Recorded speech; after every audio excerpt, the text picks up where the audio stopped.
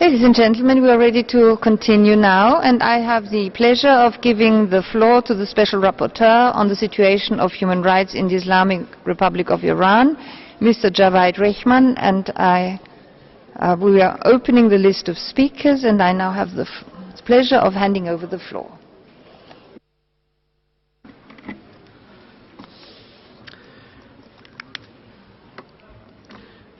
Madam President, distinguished delegates, participants, I'm honored to address the Human Rights Council to present my report on the situation of human rights in the Islamic Republic of Iran. I thank the government of Iran for their engagement, which included an open and frank discussion this morning with His Excellency the Ambassador. I'm also grateful for the government's comments on my reports and responses to communications sent in 2019. I again respectfully request access to Iran as an extension of this cooperation. I also wish to thank the victims of violations and their families, as well as civil society partners, for the testimonies and the information they provided to me. Iran is currently facing significant economic challenges worsened by sanctions which are seriously impacting economic and social rights. I am concerned that the effect of sanctions has resulted in serious shortages of medications and medical equipment, including for rare and life-threatening conditions. Sanctions are also increasing medical prices with associated risk of corruption, as well as causing significant food price rises. While the government of Iran remains the principal duty bearer, I urge the countries imposing sanctions and the international community as a whole to take all measures to mitigate the negative impact of sanctions of human rights, especially the right to health. Individuals who have called for the alleviation of economic hardships and those who peacefully exercise their civil and political rights in defense of human rights have faced a harsh response. In particular, I remain deeply concerned at the arrest and imprisonment of human rights defenders and lawyers. I received reports that imprisoned human rights defenders Sadeghi has been denied treatment for bone cancer and a serious arm infection. Prominent human rights lawyers Nasrin Sotoudeh and Amir Salah Dawoodi remain imprisoned for convictions connected to their representation of marginalized communities. Mr. Dawoodi started a hunger strike last month. Labor rights activists and journalists reporting on industrial relations have been imprisoned for peaceful expression and assembly. Madam President, yesterday we celebrated International Women's Day, the day 1 year ago when Yasmin Irani, Munira Arabshahi and Mojan Kishwaras peacefully protested on the Tehran metro against compulsory veiling laws. This led to their conviction and imprisonment on national security and morality charges. While I understand sentences have been reduced, I am deeply concerned an Iranian appeals court recently upheld prison sentences against them. Iran has, however, achieved some progress on women's rights issues.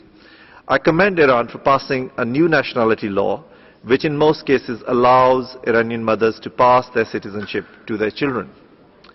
Madam President, I am dismayed that 12 months on from my report focusing on child offender executions, children can still be sentenced to death. International law is clear. Applying the death penalty against child offenders is strictly prohibited. Yet 2 Iranian boys aged 17 were executed in Iran in April 2019, and I understand over 100 child offenders are estimated to be on death row.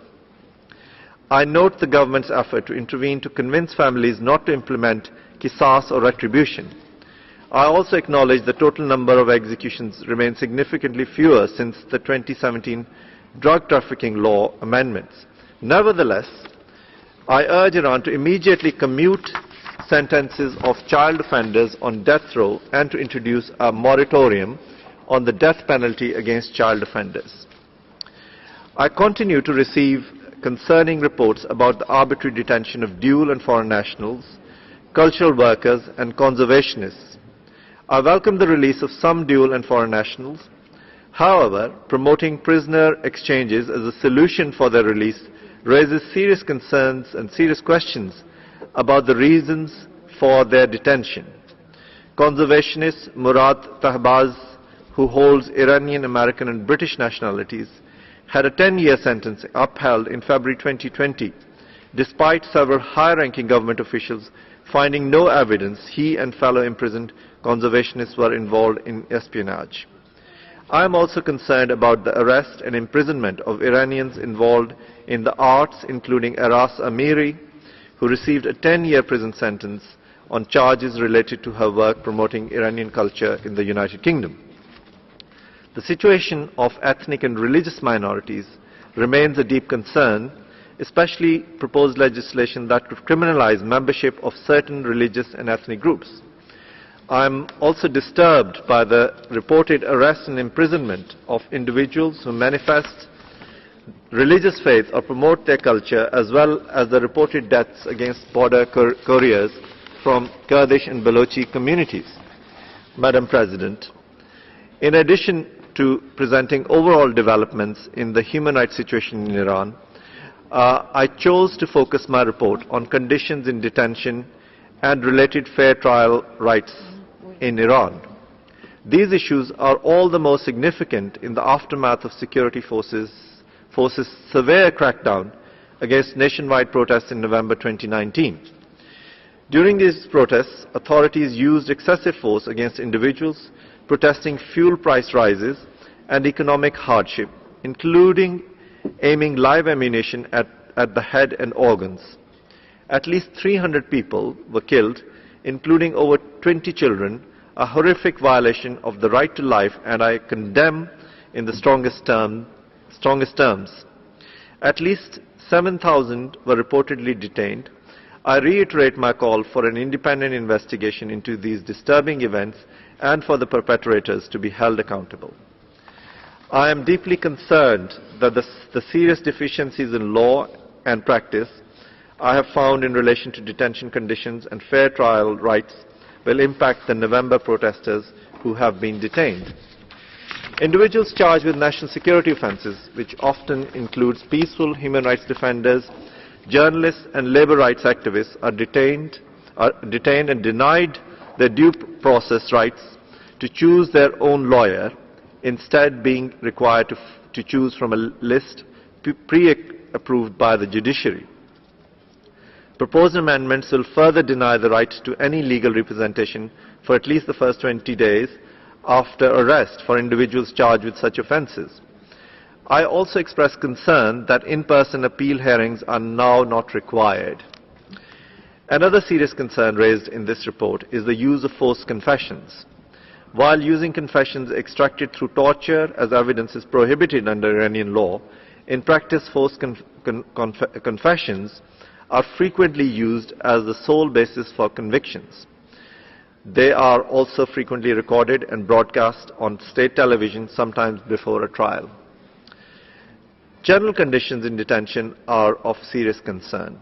Solitary confinement is frequently used in a manner outside the restrictive use permitted by the Nelson Mandela rules. Overcrowding, poor nutrition, and a lack of hygiene are also serious concerns.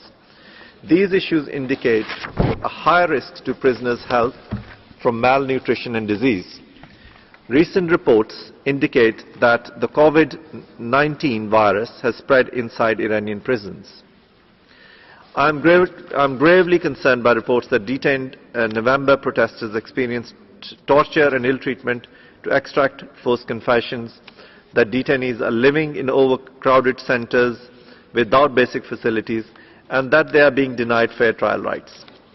Harsh sentences, including the death penalty, have reportedly been ordered against protesters, including individuals who claim they were forced to confess due to torture. I urge Iran to uphold its human rights obligations and to bring detention conditions and practices in line with international standards.